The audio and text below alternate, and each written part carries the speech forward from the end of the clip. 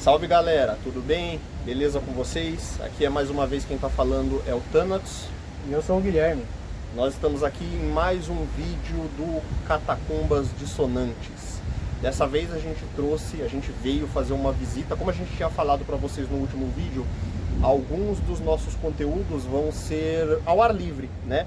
E a gente vai estar sempre procurando visitar lugares com algum tipo de história ou algum tipo de significado ou simbologia importante, né, para o underground como um todo, entendeu?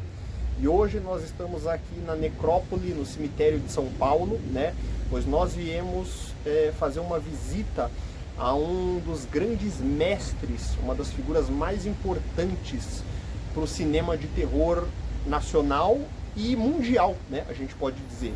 O senhor José Mojica Marins.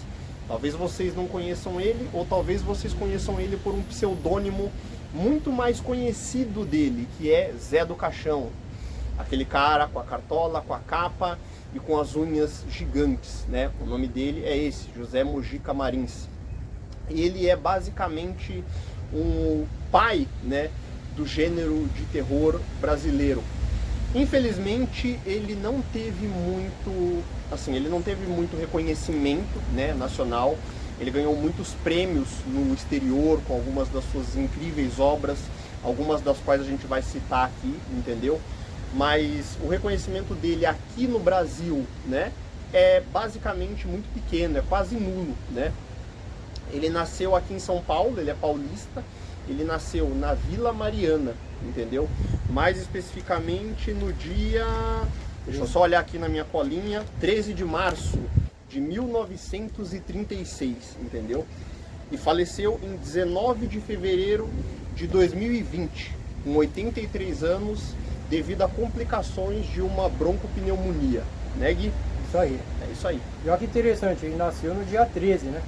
É isso aí, exato, que é um número bem cabalístico, inclusive, diga-se de passagem, entendeu? Isso. Tem toda essa simbologia, todo esse misticismo, né, em volta desse número. E o que acontece? Ele foi pioneiro não somente... Muita gente só conhece o Zé do Caixão por causa dos filmes de terror dele, entre os quais a gente pode citar alguns mais clássicos. À Meia-Noite Encarnarei no Teu Cadáver... O Despertar da Besta, entendeu? Tem vários títulos, né, dele. O Estranho Mundo de Zé do Caixão, inclusive, que é bem interessante porque é uma que ele flerta até com o Estranho Mundo de Jack, né, do nosso querido e conhecido Tim Burton, entendeu? Mas assim, o Zé do Caixão, ele não está somente associado com obras relacionadas ao trash, ao horror, ao gore. Ele também teve romances, inclusive. Ele esteve relacionado, na época, àquelas conhecidas pornochanchadas, que eram aquele tipo de produção mais erotizada, mais sensual, mais provocante, ao mesmo tempo recheado de elementos de humor negro, entendeu? Então tudo isso ele já explorava. E o interessante, ele fazia isso na época da ditadura, entendeu? Uma época em que literalmente tudo era censurado, tudo era... estrangulado, tudo que não tivesse a ver com a moral e com os bons costumes, termo esse que infelizmente ainda hoje a gente escuta falar, né? Ele já fazia, ele já combatia isso. E ele fazia tudo isso de uma forma muito artesanal, né? Porque ele produzia as coisas com ele mesmo. Baixo orçamento, às vezes pouquíssimo equipamento, atores e atrizes também sem muita formação, às vezes sem formação nenhuma que ele trazia. Então assim, ele foi um cara que ele quebrou muitos paradigmas, ele levou o underground para a vida, entendeu? E para as produções dele. E para pessoas como nós, que gostam muito de terror, né, que vivem o terror, que gostam muito desse tipo de produção, o cara é basicamente um patrono, né, uma inspiração, né? Ele basicamente abriu os caminhos, né, aqui no Brasil. A gente sabe que infelizmente o terror aqui nesse país, não somente o terror, mas o cinema como um todo, ele não é muito apreciado, entendeu? As artes no geral, elas não são muito apreciadas, entendeu? Mas numa época com menos recursos, sem nenhum tipo de programa tecnológico, sem nada, esse cara, ele fez arte, ele transmitiu arte e ele criou filmes e produções que são marcos, né? Até hoje, tanto para pessoas que estão iniciando na produção cinematográfica, quanto com pessoas que são somente fãs e entusiastas, entendeu? E um pouco isso. Alguma coisa para acrescentar, Gui? Quer Ainda falar? mais numa época, né, Renato, que não tinha nada, né? É isso tinha, como o Renato falou, né? Assim, o espírito da época, ele era totalmente diferente do que é hoje, uma obviedade, mas assim, ele veio para trazer esse espírito que... Ele trouxe esse espírito de uma maneira para jogar na cara também, que a arte traz isso, né, Renato? Sim, é isso de mesmo. mostrar a hipocrisia da sociedade. Sim, é para chocar, Para né? chocar. A arte tem que ser chocante, a arte tem que contestar, a arte tem que te fazer... Eu costumo dizer assim, isso é uma opinião pessoal minha, mas a arte, ela tem que fazer você questionar o mundo e se questionar em relação ao mundo, a sua participação no mundo. E existem inúmeras formas de se fazer isso. Existem filmes que fazem isso como um drama ou como uma comédia. Ele conseguiu fazer isso no terror. Ele expôs de uma forma totalmente nua e crua a várias nuances, né, da psique humana, Exato. entendeu?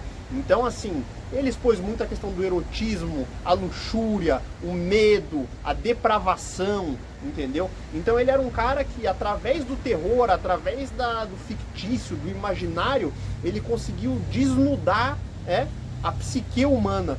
Numa época em que você simplesmente pensar sobre isso já era considerado basicamente um crime, entendeu?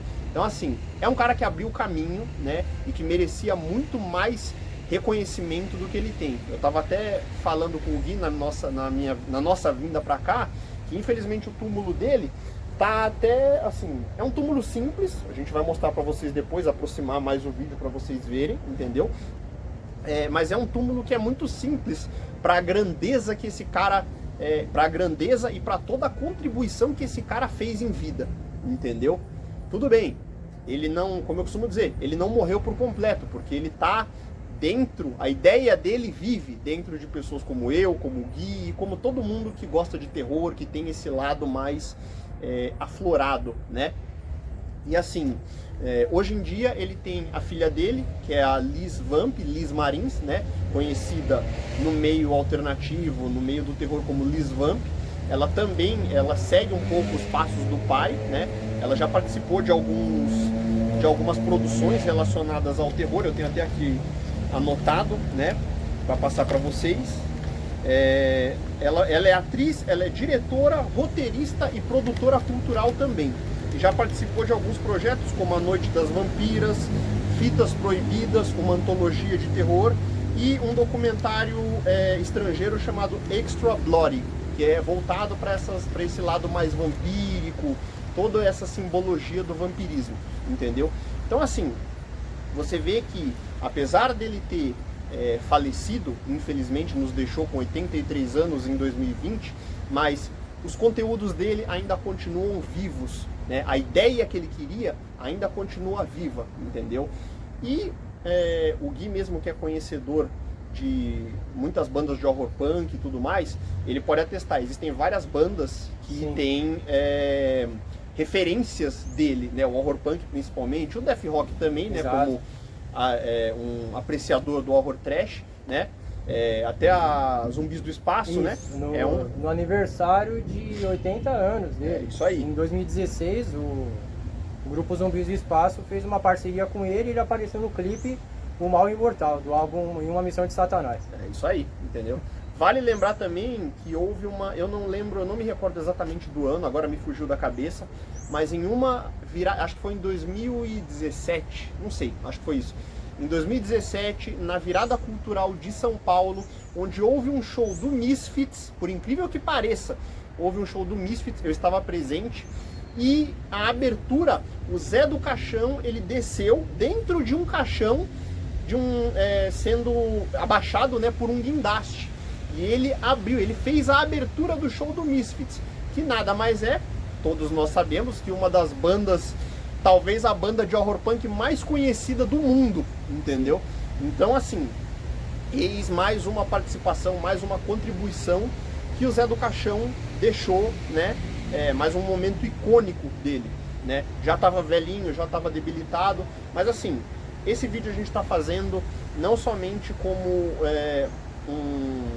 um vídeo simples, mas esse vídeo também é a nossa homenagem, a homenagem conjunta do nosso projeto a este senhor José Mojica Marins, que foi uma pessoa incrível e que abriu o caminho para nós que gostamos de horror, que gostamos de quebrar padrões, que vivemos o Halloween todos os dias, entendeu?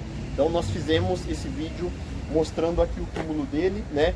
Respeitamos a memória dele, honramos a memória e a família dele, entendeu? E é isso, para vocês conhecerem. Se vocês tiverem interesse em visitar o túmulo dele, fica no cemitério São Paulo, Necrópole São Paulo, aqui perto do Beco do Batman, entendeu? Perto do cemitério do Araçá também. Se quiserem vir ver, é só virem, o acesso é liberado, obviamente. E assim, é isso aí. Deixem as suas homenagens, o seu carinho e a sua gratidão para esse verdadeiro gênio, esse pai do horror nacional, beleza? Quer acrescentar mais alguma coisa, Gui? É isso? Então, é isso aí, gente. Esperamos vocês no próximo vídeo, beleza? Logo mais tem mais. Alô! Aqui, galera, o túmulo do José Mojica Marins, Zé do Caixão, entendeu? Estamos mostrando aqui de pertinho para vocês. Não sei se dá para vocês verem, porque tá um pouco de sol. Vou tentar aproximar para vocês poderem ler. Entendeu? José Mojica Marins, amado por incontáveis pessoas, vivo no coração de todos os seus fãs, familiares e amigos. A essência é eterna, Mojica é eterno. Ali em cima, na fotinho, né? Pra vocês verem. É um túmulo simples, né? Um túmulo bem simples. Na minha opinião, não faz jus à grandeza dele, né? Mas aqui um pouquinho para vocês verem, né? Carmen Mojica Marins, pessoal aqui da família dele. E é isso aí. Este é o registro.